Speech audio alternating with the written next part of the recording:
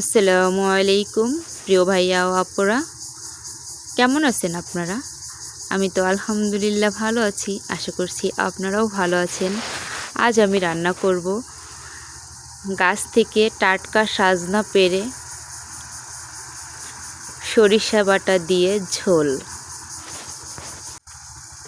সাজনা খুব সীমিত সময়ের একটা সবজি, কেউ কিন্তু খাইতে মিস করবেন না, কারণ এটা খুব সীমিত সময় থাকে। মশলাটা খুব ভালো করে কষিয়ে নিয়ে এরপরে অ্যাড করে দিব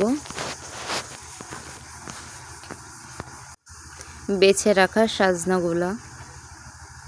একদম গ্রামীণ পদ্ধতিতে রান্না হচ্ছে মাটির চুলাতে।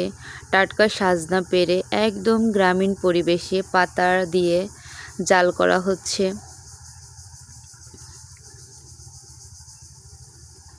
মাটির চুলায় রান্না করার একটা টেস্টই অন্যরকম।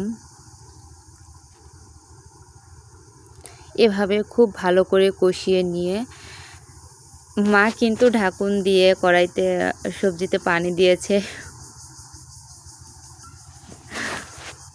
একদম গ্রামীণ পদ্ধতিতে এ পর্যায়ে কিছুক্ষণ কষিয়ে নিয়ে ঢাকনা দিয়ে ঢেকে দেওয়ার পরে সরিষা বাটাটা মা পরে অ্যাড করেছে, কারণ মা বলল এই সরিষা বাটাটা আগে অ্যাড করে দিলে নাকি এর গুণগত মান অনেকটাই কমে যায়, তাই পরে অ্যাড করেছে, মশলার সাথে কষিয়ে দেয় নাই।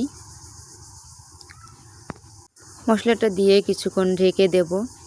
এ পর্যায়ে এসে আমার ভিডিওটা যদি কারো ভালো লেগে থাকে অবশ্যই একটা লাইক, কমেন্ট, একটা শেয়ার করতে ভুলবেন না। যদি ভালো লেগে থাকে প্লিজ আমার চ্যানেলটা সাবস্ক্রাইব করে পাশে থেকে যাবেন। সবাই ভালো থাকবেন, সুস্থ থাকবেন। আল্লাহ হাফেজ। আপনারাও কিন্তু খেতে ভুলবেন না, খুবই মজাদার, ইয়াম্মি।